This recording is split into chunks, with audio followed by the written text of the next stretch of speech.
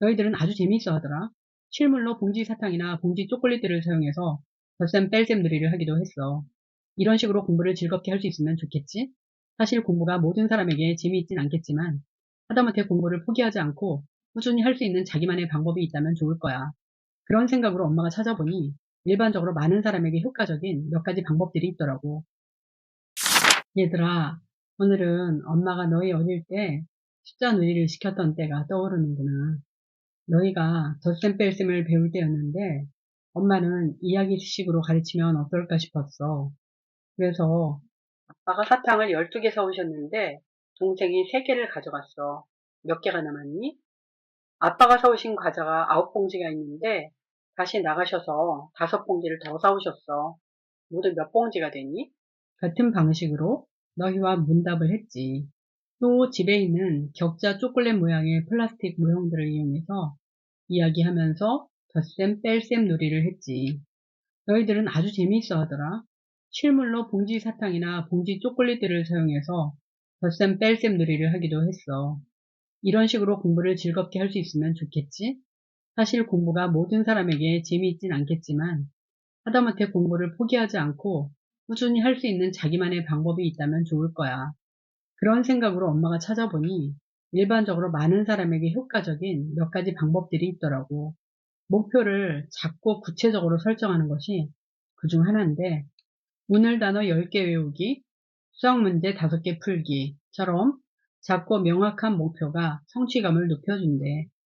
이럴 때 아이가 할 수 있는 것보다 양을 약간 적게 해주면 훨씬 아이가 성취감을 느끼면서 다음에는 더 많이 하고 싶다고 할 거야.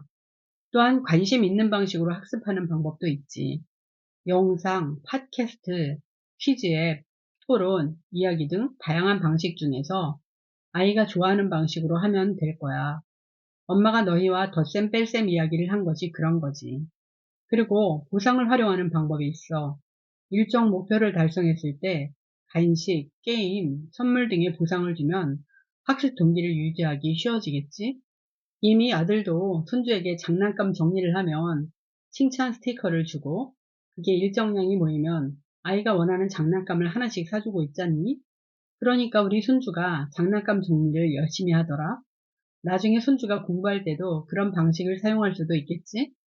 우리 딸의 경우엔 하루치의 숙제와 복습을 끝내고 나면 만화책 2권을 빌려본 것도 보상이었던 거지. 이런 방법을 딸이 스스로 적용할 수 있었던 것도 엄마의 기도에 대한 응답으로 하나님께서 주신 지혜였던 거겠지. 또한 학습과 관련된 재미있는 콘텐츠를 즐기는 방법도 있어. 예를 들어 역사 공부 중이면 관련 다큐멘터리 등을 보면 이해도 깊고 더 흥미로울 수 있다는 거지. 며칠 전에 에디슨 전기에서 본 에디슨 엄마의 교육 방법이 이와 유사해.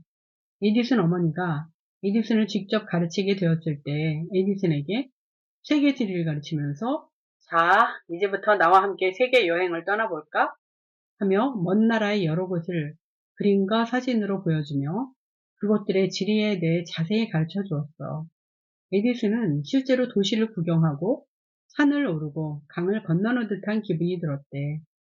또 세계 역사를 가르칠 때는 이번에는 세계의 역사를 얘기해 줄게 하면서 세계 여러 나라에 있었던 역사적 사건들을 마치 옛날 이야기를 들려주듯이 재미나게 이야기해 주었다는 거야. 이 방식은 아이가 재미를 느낄 수 있는 이야기 방식으로 공부를 시킨 거지.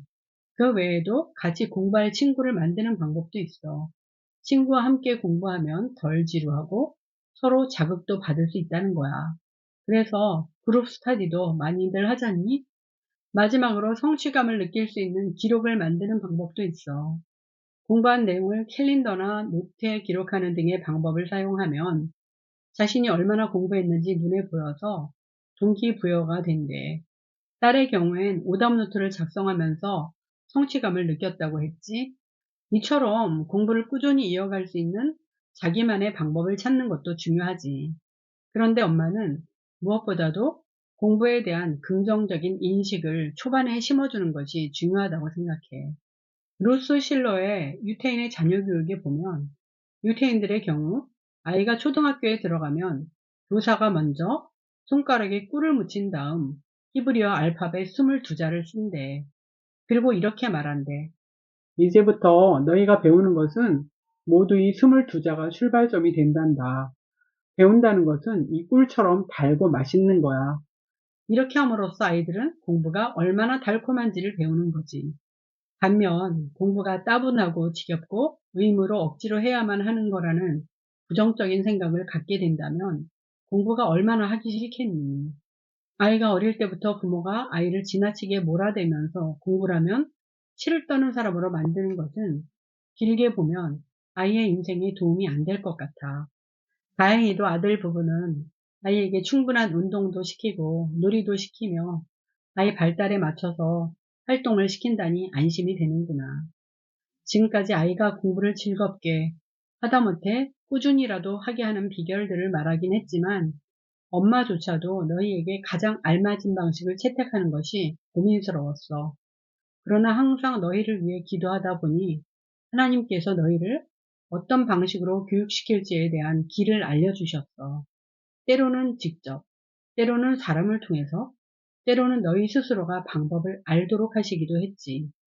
우리 크리스천은 아이를 키우고 교육하는 것도 하나님께 기도하면서 도우심을 구할 수 있으니 얼마나 좋으니. 엄마는 너희를 훌륭하게 성장시켜 주신 하나님께 항상 감사한단다. 그리고 우리 사랑스러운 손주를 위해서도 항상 기도하고 있어.